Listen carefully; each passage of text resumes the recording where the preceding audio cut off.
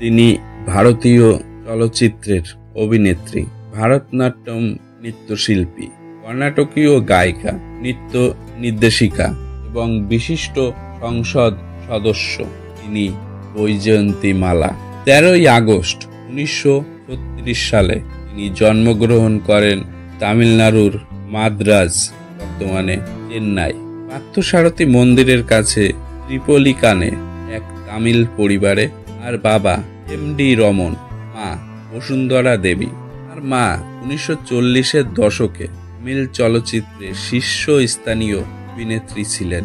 বসুন্ধরা অভিনীত মাঙ্গামা সাবাথাম 1943 সালে প্রথম তামিল চলচ্চিত্র রূপে বক্স অফিস হিট করে।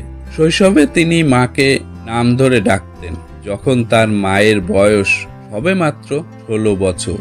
একইভাবে বাবাকে তিনি আন্না নামে ডাকতেন, যার অর্থ বড় ভাই। হিন্দু যৌথ পরিবারে সর্ববয়োজ্যেষ্ঠকে আন্না নামে ডাকা হতো। তিনি মাতুলালয়ে দিদিমা জাদুগিরি দেবীর কাছে বড় হন। 5 বছর বয়সে ধ্রুপদী ভারতীয় নৃত্য পরিবেশনের জন্য মনোনীত হন। 1940 সালে ভ্যাটিকান সিটিতে দ্বাদশ পোপ পিয়াসের সৌজন্যে অনুষ্ঠিত ওই নৃত্যে তার মা দর্শক হিসেবে উপবিষ্ট ছিলেন। চেন্নাইয়ের আর্কে সাক্রেড হার্ট উচ্চ মাধ্যমিক বিদ্যালয়ে অধ্যয়ন করেন তিনি। মাত্র 13 বছর বয়সে তামিল ছবি বাজাগর এ অভিনয়ের মাধ্যমে চলচ্চিত্রে পা রাখেন।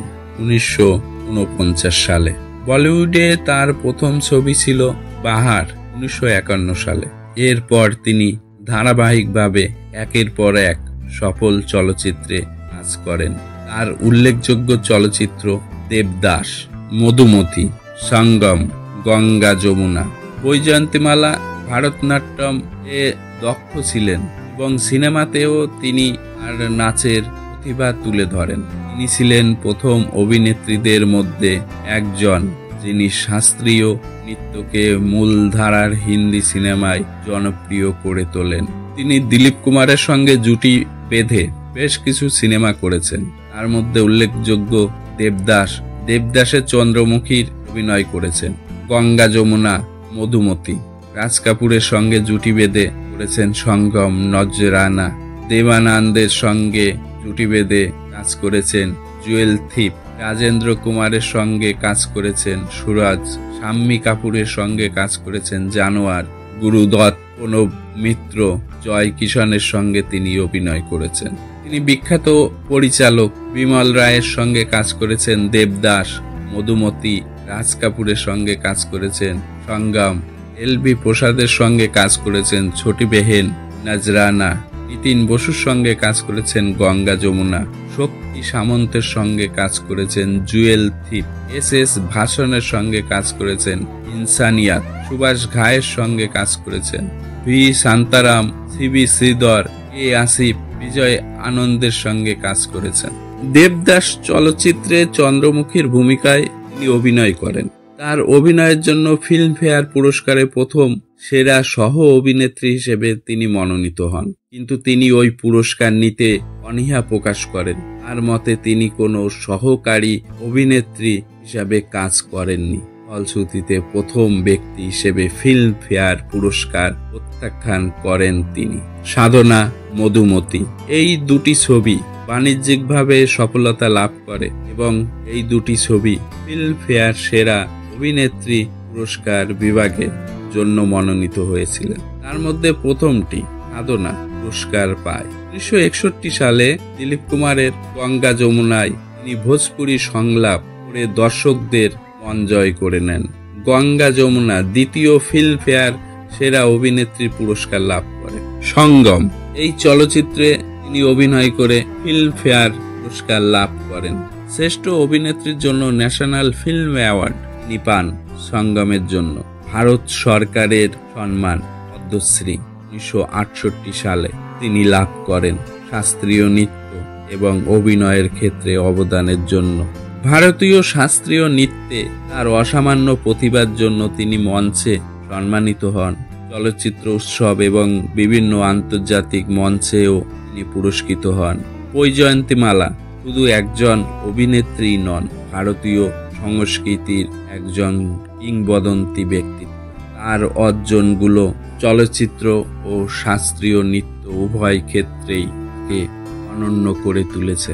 1960-এর দশকে শুরুতে দিলীপ কুমারের সাথে তার বন্ধুত্ব গড়ে ওঠে। শোনা যায় 1961 সালে নির্মিত গঙ্গা যমুনা চলচ্চিত্রে শুটিংয়ের সময় বৈজয়ন্তীমালার প্রত্যেক দৃশ্যে দিলীপ কুমার তার শাড়ি পছন্দ করে দিতেন।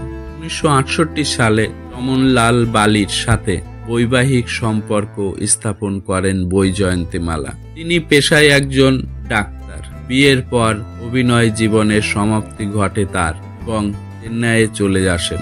সুচিন্দ্র বালি নামে তার এক পুত্র সন্তানের জন্ম দেন।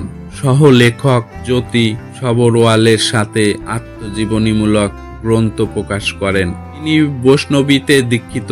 তিনি নিরামিষ ভোজী। তার পুত্র বাবার মতো ডাক্তারি পেশাকে বেছে নেন।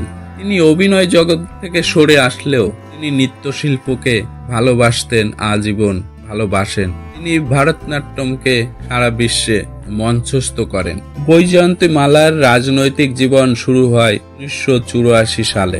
ওই বছর তিনি ভারতীয় জাতীয় কংগ্রেস দলে মনোনীত প্রার্থী রূপে তামিলনাড়ুর সাধারণ নির্বাচনে অংশগ্রহণ করেন। লোকসভায় প্রথমবারের মতো তিনি ভোটে জিতে সাংসদ হন। 1989 সালে তিনি দ্বিতীয়বারের জন্য সাংসদ হিসাবে নির্বাচিত হন। 1993 সালে সংসদের উচ্চ কক্ষ রাজ্যসভায় তিনি সাংসদ হিসাবে নির্বাচিত হন। পরবর্তীতে 1999 সালে ভারতীয় জনতা পার্টিতে তিনি যোগ দেন। ভারতীয় শাস্ত্রীয় সঙ্গীতের প্রধান শাখা ভারতনাট্যম। 1982 সালে শিল্পকলায় অসামান্য অবদান রাখার জন্য সর্বোচ্চ ভারতীয় সঙ্গীত একাডেমি নাটক পুরস্কার লাভ করেন তিনি। তিনি গল্ফ খেলায় ও আগ্রহ রাখতেন। 1911 সালে জনপ্রিয় অভিনেতা দেবানন্দের মৃত্যুতে গভীর শোক প্রকাশ করেন তিনি। তার স্মৃতিচারণ করতে গিয়ে বলেন যে মাদ্রাসে চলচ্চিত্রায়নের সময় দেবানন্দ তাকে পাপা বলে ডাকতেন। তামিল ভাষায় পাপা ওই ভাষাটি আর পরিবার ও বন্ধুদের হিসাবে ব্যবহার করা হতো। বৈজয়ন্তীমালা শুধু একজন অভিনেত্রী বা নৃত্যশিল্পী ছিলেন না, তিনি ভারতীয় চলচ্চিত্র এবং সংস্কৃতির এক অমূল্য অংশ। তার অভিনয়, নাচ এবং গ্ল্যামার এখনো মানুষকে মুগ্ধ করে। তার সুস্বাস্থ্য এবং সুস্থ জীবন আমরা কামনা করি। কেমন লাগলো অভিনেত্রী নৃত্যশিল্পী বৈজয়ন্তীমালার জীবন? গ্ল্যামারে ভরা জীবন। মাত্র 13 বছর বয়সে তিনি অভিনয় জগতে পা রাখেন। জানাবেন কেমন লাগলো কমেন্টের মাধ্যমে। লাইক করবেন, সাবস্ক্রাইব করবেন আর এই চ্যানেলের পাশে থাকবেন। নমস্কার।